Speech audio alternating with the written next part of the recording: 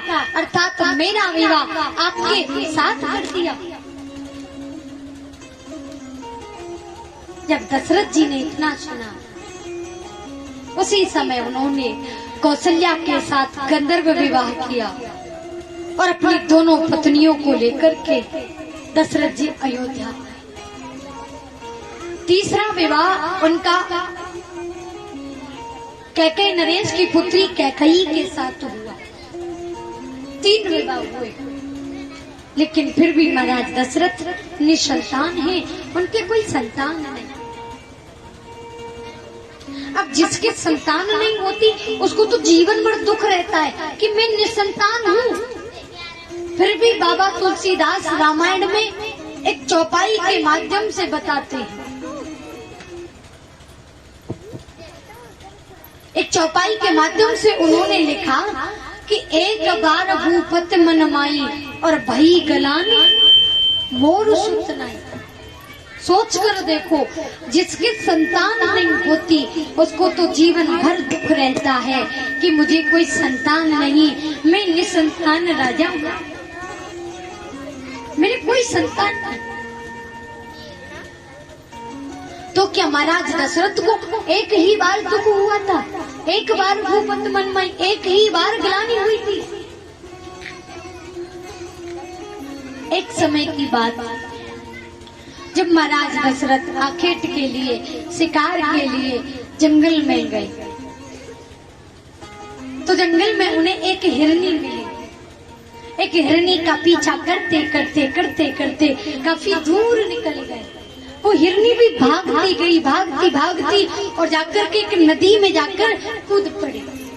वहां भी महाराज दशरथ पहुंच गए और जैसे ही उसे संधान करना चाहते थे, अपना शिकार बनाना चाहते थे, कि हिरनी ने मनुष्य की आवाज में जवाब दिया कि राजन, मैं तुम जैसे निर्वंशियों के हाथों नहीं मरना चाहती, इसीलिए मैं इतना दूर भाग आई।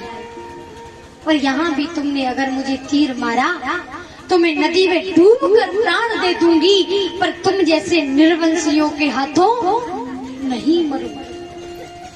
उसी समय महाराज दशरथ सोच में डूब गए कि एक जानवर मेरे प्रति ऐसी सोच रखता है तो मेरे अयोध्यावासी मेरे प्रति कैसी सोच रखते होंगे।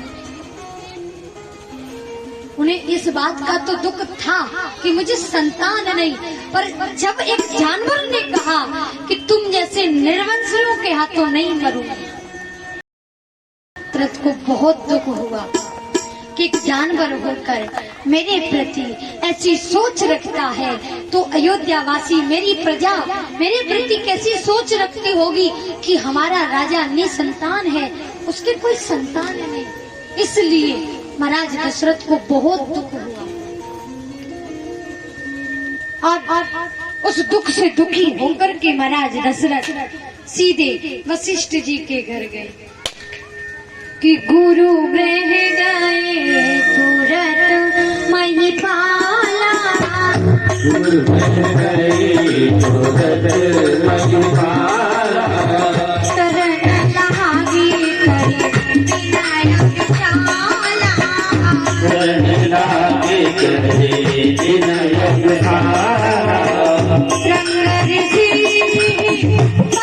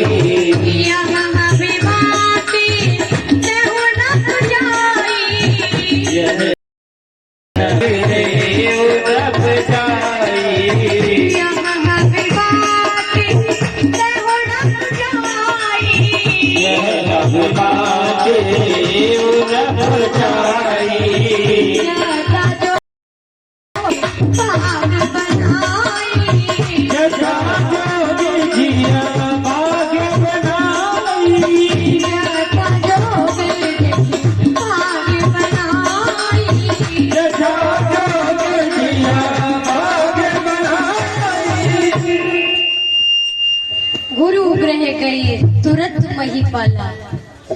जब राजा दशरथ के साथ जंगल में ये घटना घटी, ये दृश्य हुआ, गुरु ग्रह गए तुरंत महिपाला, आगे करे विनय विशाला। गुरु जी के घर गए और वशिष्ठ जी के चरण कमलों को दबाने लगे। वशिष्ठ जी ने देखा दशरथ व्याकुल है। राजन, क्या हुआ, क्या दुख है, ये व्याकुलता, ये विकलता इतनी क्यों है? तब दशरथ जी ने कहा, मुझे संतान नहीं, इस बात का दुख मुझे हमेशा रहता, पर आज जब मैं अखेट के लिए जंगल में गया, एक हिरनी का पीछा किया, हिरनी नदी में कूद गई, वहाँ भी मैं गया। जैसे ही मैंने उसे अपना शिकार बनाना चाहा, तो मनुष्य की आवाज में जवाब दिया कि राजन, तुम जैसे निर्वंशियों के हाथों नहीं मरूंगी, इसीलिए मैं इतना दूर भाग आई और नदी में कूद गई। लेकिन यहाँ भी तुमने मुझे तीर मारा तो मैं नदी में डूब के मर जाऊंगी, पर तुम जैसे निर्वंशियों के हाथों नहीं मरूंगी। एक जानवर होकर मेरे प्रति ऐसी सोच रखता है, तो मेरे अयोध्यावासी, मेरी प्रजा मेरे प्रति कैसी सोच रखती होगी, इस बात का मुझे बहुत दुख है। श्रृंगी ऋषि ही वशिष्ठ बुलावा। वशिष्ठ जी ने फिर श्रृंगी ऋषि आदि को बुलाया और पुत्र की कामना रखकर एक शुभ यज्ञ की शुरुआत की। महाराज भक्ति सहित मुनि आहुति दीने, प्रकट अनल चरु करेली ने, भक्ति के सहित आहुतियां प्रदान की गई और एक चरु प्रकट किया गया। यह हवे बांट देव न पजाई और जथा जोग यही भाग बनाई। राजा दशरथ के हाथों में उस चरु को दिया गया, उस हवी को दिया गया और कहा, तुम बराबर बराबर अपनी भार्याओं को, अपनी पत्नियों को बांट दो। राजा दशरथ ने बराबर बराबर अपनी तीनों रानियों को उस चरु को प्रदान किया, उस हवी को बांटा। तीनों रानियां प्रसाद रूप में जैसे उसे पाना चाहती थी कि सुमित्रा का भाग लेकर के एक गिद्ध जैसा पक्षी आया और वो पक्षी सुमित्रा के हाथों से उसे लेकर के चला गया और जिस पर्वत पर अंजनी माता तपस्या कर रही थी, वहां जाकर के उसने गिरा दिया। अंजनी माता को झवाई आ गई और वह चीर उनके मुख में जाकर पड़ा। इस प्रकार अंजनी माता के गर्भ में हनुमान जी की स्थापना हुई। ऐसा श्री डोंगरे जी महाराज कहते। डोंगरे जी महाराज में ऐसा वर्णन आता है सूर्यवंश में। अब सुमित्रा के लिए कुछ भी नहीं बचा, तो कौशल्या ने अपना आधा भाग सुमित्रा के लिए दिया, तो सुमित्रा ने उसे प्रसाद रूप में ग्रहण किया और कहा कि तुम्हारे इस भाग से मुझे जो संतान पैदा होगी, मैं उस संतान को तुम्हारी संतान की सेवा में लगा दूंगी। फिर कैकेयी ने भी अपना आधा भाग सुमित्रा को प्रदान किया।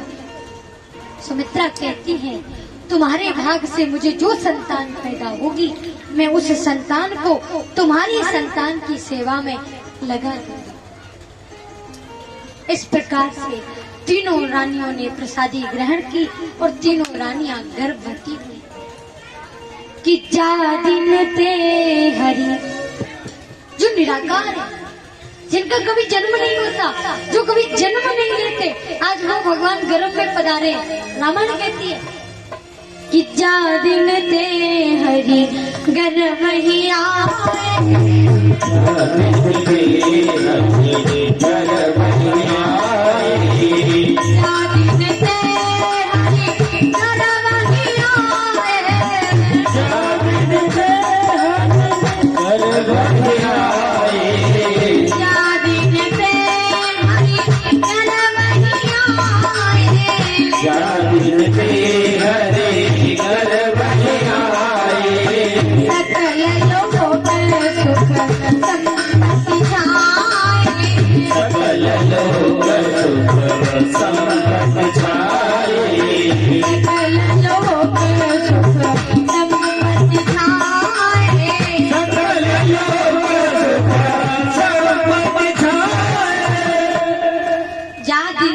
हरि गर्व आए, सकल लोक सुख संपत्ति छाए। जो भगवान कभी जन्म नहीं लेते, जो अजन्मा है, आज वो भगवान माता के गर्भ में आई। तीनों रानियां गर्भवती हुई, सकल लोक सुख संपत्ति छाए। चारों तरफ सुगंधित मंद पवन बहने लगी, आनंद ही आनंद होने लगा।